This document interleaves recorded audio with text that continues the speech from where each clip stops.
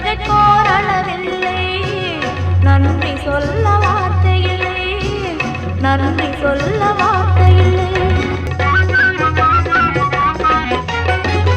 எண்ணி பார்க்க முடியவில்லை, என் சிற்றறிவில் எட்டவில்லை. எண்ணி பார்க்க முடியவில்லை, என் சிற்றறிவில் எட்டவில்லை. ஆயிரம் நாவுகள் இருந்தாலும் நான் ஆனந்தமாய் உம்மை புகழ்ந்தாலும். ஆயிரம் நாவுகள் இருந்தாலும் நான் ஆனந்தமாய் உம்மை புகழ்ந்தாலும். அடைந்த நன்மை கீழே இல்லை, அடையும் தகுதியும் எனக்கில்லை. அடைந்த நன்மை கீழே இல்லை, அடையும் தகுதியும் எனக்கில்லை.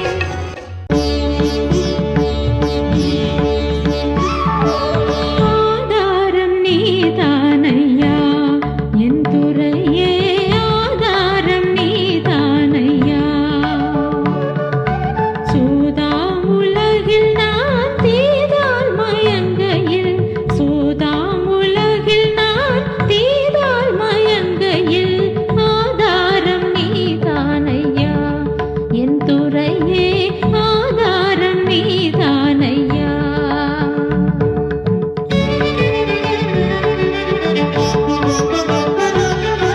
மாதா பிதாவெனை தீதாய் மதிக்கையில் மற்றோர்க்கு பற்றேதையா. எளியன் மேல் மற்றோர்க்கு பற்றேதையா. எளியனுக்கு ஆதாரம் நீதானையா என் துறையே, ஆதாரம் நீதானையா.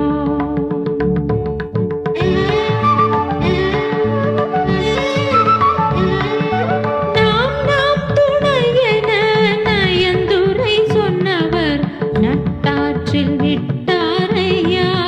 தனியனை நட்டாற்றில் விட்டாரையா.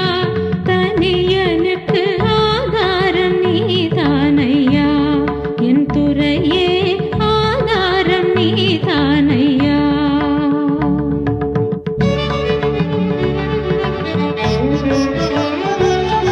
சோதனை அடர்ந்து வேதனை தொடர்ந்து துக்கம் மிகு வேளையில், என் சுகிர்தமே துக்கம் மிகு வேளையில். உந்தாசனுக்கு ஆதாரம் நீதானையா என் துறையே, ஆதாரம் நீதானையா.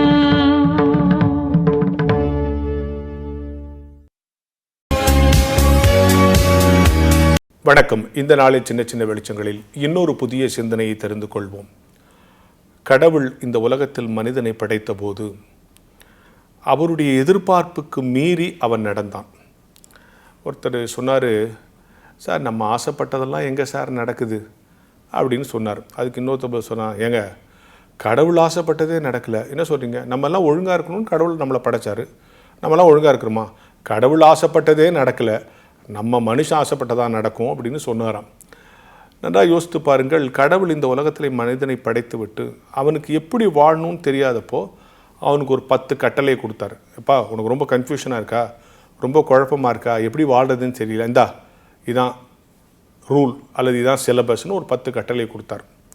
இந்த 10 கட்டளை இப்படி வாழ்ந்தால் போதும். ஆனால் ஒரு மனுஷனாலும் அப்படி வாழ முடியல, திருப்பி திருப்பி தப்பு செஞ்சான். உடனே என்ன சொன்னால், இந்த 10 கட்டளை முடி வாழ்கிறதெல்லாம் ரொம்ப கஷ்டம், அப்படிலாம் வாழ முடியாதுன்னு அதுக்கு ஒரு வியாக்கியானம்லாம் சொன்னான். இன்னும் கடவுள் என்ன சொன்னார், வாழ முடியும்னு தன்னுடைய குமாரனை அனுப்பிச்சார். இயேசு கிறிஸ்து இந்த உலகத்தில் 10 கட்டளைப்படி வாழ்ந்து காட்டினார் இல்லையா? இந்த 10 கட்டளை மீறாத ஒரு மனுஷன் இந்த உலகத்தில் மனுஷனாக வாழ்ந்துட்டு போனார்னா அது இயேசு கிறிஸ்து தான். அப்போ முதல்ல சிலபஸை கொடுத்தாரு. இதான் லைஃபுக்கு சிலபஸ்ன்னு 10 கட்டளை கொடுத்தாரு. கஷ்டமாக இருக்கணும்னா அதுக்கு ஒரு டீச்சரை கொடுத்தாரு. ஜீசஸ் கிரைஸ்ட்டுங்கிற டீச்சரை கொடுத்தார். அவர் இந்த உலகத்தில் எப்படி நம்ம வாழணும்னு நமக்கு டீச் பண்ணார். அப்போது இந்த சிலபஸையும் இந்த டீச்சிங்கையும் ஏற்றுக்கிட்டால் நமக்கு பிரச்சனை வராது. இந்த பாடுகள்லாம் வருது, அது இந்த டீச்சிங்கை ஏற்றவங்களுக்கான எக்ஸாம். அப்போது இந்த சிலபஸையும் இந்த டீச்சரையும் ஃபாலோ பண்ணால் பாடுகள் வரும், அது நமக்கான எக்ஸாம். இந்த எக்ஸாமினுடைய வெற்றி ரட்சிப்பு. அப்போ ரட்சிப்பை பெற்றுக்கொள்கிறோம். நல்லா புரிஞ்சுங்க, இந்த சிலபஸையும் இந்த டீச்சரையும் ஃபாலோ பண்ணுற நமக்கு பாடுகள் வரும். அது இந்த சிலபஸ்லையும் இந்த டீச்சரையும் ஃபாலோ பண்ணதுக்கான எக்ஸாம். அந்த எக்ஸாமில் ஜெயிச்சோம்னா ரட்சிப்புங்கிற வெற்றி நமக்கு கிடைக்கும் என்பதை நாம் உணர்ந்து கொள்ள வேண்டும். எனவே ஒரு பாடத்திட்டத்தையும் கொடுத்து ஆசிரியரையும் கொடுத்த பிறகு கூட நாம் தோற்று போனால் குறை நம்மிடம்தான் இருக்கிறது என்கிற ஞான வெளிச்சத்தோடு இந்த நாளை தொடங்குவோம்.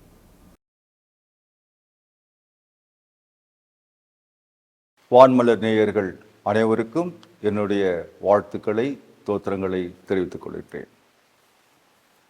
அன்பானவர்களே, நாம் ஆண்டவரை நோக்கி ஜெபிப்போம். பரிசுத்தமுள்ள எங்கள் பரம தகப்பனே, நீர் பரிசுத்தராய் இருக்கிறது போல நாங்களும் பரிசுத்தராய் வாழ்ந்திட நீர் எங்களை அழைக்கிறீர். உம்முடைய ஆவியானவரை கொண்டு நீர் எங்களை பரிசுத்தப்படுத்துகிறீர். எனவே நாங்கள் இந்த உலக வாழ்விலே உமக்கு ஏற்ற வாழ்வில் நிலைத்திருக்கும்படி அருள் தாரும். பரிசுத்தராய் ஒவ்வொரு நாளும் வாழ்ந்திட உதவி செய்யும். இயேசுவின் நாமத்தில் ஜெபிக்கிறோம் பிதாவே, ஆமென். அன்பானவர்களே, இந்த நாளின் தியானத்தில் தலைப்பு பரிசுத்தம் என்பது. பரிசுத்த வாழ்வில் நாம் நிலைத்திருக்க கடவுள் நம்மை அழைக்கிறார் என்பதாகும். அதற்கு ஆதாரமாக பேதுருவின் 1 நிருபம் 1 அதிகாரத்தில் 15, 16 ஆகிய வசனங்களை வாசித்து நாம் தியானிப்போம். உங்களை அழைத்தவர் பரிசுத்தராய் இருக்கிறது போல நீங்களும் உங்கள் நடக்கை எல்லாவற்றிலும் பரிசுத்தராகுங்கள். நான் பரிசுத்தர், ஆகையால் நீங்களும் பரிசுத்தராயிருங்கள் என்பதுவே. பரிசுத்த வாழ்வுக்கு கடவுள் நம்மை அழைக்கிறார் என்பதை இந்த வசனத்தின் வழியாக நாம் தெளிவாக புரிந்து கொள்ள முடியும். பரிசுத்தம் என்றால் என்ன? ஹோலினஸ். கடவுள் இந்த உலகத்தை படைத்த பிறகு மனிதனை படைக்கின்ற பொழுது அவனை தம்முடைய சாயலாக படைத்தார் என்று நாம் வாசிக்கின்றோம். தேவ சாயலாக கடவுள் மனிதனை படைத்தார். தேவ சாயல் என்பது என்ன? கடவுள் மனிதனை பரிசுத்தவானாகவும் பரிபூர்ணம் உள்ளவனாகவும் பாக்கியம் நிறைந்தவனாகவும் படைத்தார் என்று வேதாகமம் நமக்கு சொல்லுகிறது. பரிசுத்தவானாக படைத்தார். கடவுள் பரிசுத்தர் என்று நாம் வாசிக்கின்றோம். பரிசுத்தர் என்று சொன்னால் எந்த வகையிலும் களங்கமில்லாதவர், மாசற்றவர். அதே குணத்திலே கடவுள் நம்மை படைத்திருக்கின்றார். கடவுள் தமது குணத்தை மனிதனுக்கு கொடுத்தார், பரிசுத்தமாய் வாழ்ந்திட, மாசற்றவனாக வாழ்ந்திட. ஆனால் என்று மனிதன் கடவுளுடைய வார்த்தைக்கு கீழ்ப்படியாமற் போனானோ அன்று அவன் அந்த பரிசுத்தத்தை இழந்து போனான். அவனுடைய உள்ளத்திலே குளிரமும் இன்னும் எல்லா வகையான கபடும் களங்கமும் நிறைந்த மனதாக மாறினது என்று நாம் வாசிக்கின்றோம். எனவேதான் ஆரம்பத்திலேயே எப்பொழுது பரிசுத்தத்தை இழந்தானோ அந்த நேரத்திலேயே ஒரு கொலை விழுந்தது என்று நாம் வாசிக்கின்றோம். ஒரு பயங்கரமான வார்த்தைகள். எனவேதான் கடவுள் தம்முடைய அடியார்களை கொண்டு அழைப்பு கொடுக்கிறார். நான் பரிசுத்தர், நீங்களும் பரிசுத்தராயிருங்கள். பரிசுத்தம் என்பது என்ன என்ற கேள்விக்கு ஆங்கிலத்திலே சொல்லப்படுகிறது setting apart. Holy means setting apart, அதாவது தனியே பிரித்து எடுத்தல். உலக வாழ்வில் இருக்கின்ற மற்ற அனைவரிடத்திலிருந்தும் தனியே பிரித்தெடுத்தல் அல்லது சுத்தப்படுத்துதல், பரிசுத்தப்படுத்துதல், பிரித்தெடுத்தல் என்று சொல்லலாம். கடவுள் நம்மை பிரித்து எடுத்திருக்கின்றார். கடவுள் நம்மை தம்முடைய சித்தத்தின்படி வாழ்வதற்கு, தம்முடைய வார்த்தைகளுக்கு கீழ்ப்படிந்து வாழ்கின்ற வாழ்க்கைக்கு நம்மை தனியே பிரித்து எடுத்திருக்கின்றார். அதுதான் பரிசுத்தம். பரிசுத்தம் என்பது கடவுளுடைய வார்த்தைகளுக்கு கீழ்ப்படிந்து வாழ்தல் ஆகும். இயேசுவை குறித்து வேதாகம் சொல்லுகிறது, அவர் சிலுவை மரண பரியந்தும் கீழ்ப்படிந்தவரானார். கீழ்ப்படிதல். பரிசுத்த வாழ்வு என்பது கடவுளுக்கு கீழ்ப்படிந்து வாழ்கின்ற வாழ்க்கையாகும் என்பதை இந்த பகுதி நமக்கு சொல்லுகின்றது. அது பழைய ஏற்பாட்டிலிருந்து தொடர்கின்ற வார்த்தைகள் தான். நான் பரிசுத்தர், நீங்களும் பரிசுத்தராயிருங்கள். கடவுள் நம்மை அவருடைய குணத்திலே படைத்தார். அந்த குணத்தோடு நாம் இந்த உலகத்திலே வாழும்படியாகத்தான் நம்மை அழைக்கின்றார். நம்முடைய செயல்பாடுகள், நம்முடைய உணர்வுகள், நம்முடைய பண்புகள் அனைத்தும் பரிசுத்தம் உள்ளதாக இருக்க வேண்டும் என்று விரும்புகிறார். அல்லது ஒரு யூனிக்னஸ், தன்னிகரற்ற வாழ்வை இந்த உலகத்தை நாம் வாழ வேண்டும் என்பதுதான் கடவுளுடைய விருப்பம். இந்த உலகத்திற்கு ஏற்ற வேஷம் தெரியாமல் நாம் அவருக்கு ஏற்ற மக்களாக, இந்த உலகம் வாழ்கின்ற அந்த வாழ்க்கை பின்பற்றி விடாதபடி நம்முடைய மனங்கள் புதிதாவதினாலே மறுரூபமாகுங்கள் என்றும் சொல்லப்படுகிறது. அன்பானவர்களே, பரிசுத்தம் கடவுளுடைய குணம், ஆட்ரிபியூட் ஆஃப் காட் என்று சொல்லலாம். அந்த ஆட்ரிபியூட், அந்த குணத்தை நம்மிலும் இருக்க வேண்டும் என்று தான் கடவுள் நம்மை அழைக்கிறார். கலகமில்லாது, எந்த வகையிலும் பொல்லாங்கை எண்ணாத, எந்த வகையிலும் பிறருக்கு தீங்கு செய்ய நினையாத, எந்த வகையிலும் நாம் பிற மக்களுக்கு உபத்திரவங்கள் கொடுக்காத நல்ல மனதுடனே இந்த உலகத்தில் வாழும்படி அழைக்கிறார். காரணம், அவர் எல்லோரும் நலமாக வாழ வேண்டும் என்று விரும்புகிறவர். யோவான் சொல்லுகிறார், ஒருவரும் கெட்டு போகாமல் எல்லோரும் நல்வாழ்வை பெறும்படியாக அவரையே இந்த உலகத்திலே தந்தருளி அன்பு பாராட்டினார். எனவேதான் சொல்லுகிறார், நான் பரிசுத்தர், நீங்களும் பரிசுத்தராயிருங்கள். பரிசுத்த வாழ்விலே நிலைத்திருங்கள். அல்லது மற்றவரை ஆதரிக்கின்ற, பிறர் மீது அன்பு பாராட்டுகின்ற, அக்கறை செலுத்துகின்ற, நல்வாழ்வை பிறருக்கு கொடுக்கின்றவர்களாக நீங்கள் வாழுங்கள். கெடுதல் உள்ள மக்களாக அல்ல, நல்வாழ்வையே கொடுக்கின்ற மக்களாக வாழுங்கள் என்றுதான் ஆண்டவர் நம்மிடத்தில் எதிர்பார்க்கின்றார். பேதுரு அப்போஸ்தலனும் அதை தான் உரைக்கின்றார். என்று சொன்னால், இயேசு ஆண்டவரும் இந்த உலகத்திலே வாழ்கின்ற பொழுது அனைத்து மக்களுக்கும் நல்லதே அவர் செய்தார். பேதுரு சொல்லுகின்ற பொழுது இப்படி சொல்லுகின்றார், அவர் நன்மை செய்கிறவராய் சுற்றி திரிந்தார். கடவுள் நன்மை செய்கின்ற ஒருவர் என்பதை வேதாகம் சொல்லுகிறது. அதே மனம், அதே குணம் நம்மிடத்திலேயும் காணப்பட வேண்டும் என்றுதான் கடவுள் விரும்புகின்றார். நாமும் பிறருக்கு எந்த வகையிலும் கெடுதல் செய்யாத ஒரு நல்ல மனிதராக இருக்க வேண்டும் என்று கடவுள் நம்மிடத்தில் எதிர்பார்க்கின்றார். அதுதான் நம்முடைய சித்தம், பரிசுத்தராய் வாழ்வது. பரிசுத்தராய் வாழ்வது என்று சொல்கின்ற பொழுது ஒரு தூய மனதோடு, தூய எண்ணங்களோடு, மாசற்ற எண்ணங்களோடு நாம் வாழ வேண்டும் என்பதே கடவுளுடைய விருப்பம். அப்பொழுதுதான் அவரோடு கூட நாம் இணைய முடியும். நம்மை ஞானஸ்தானத்திலே அவர் பரிசுத்தப்படுத்தியிருக்கிறார்.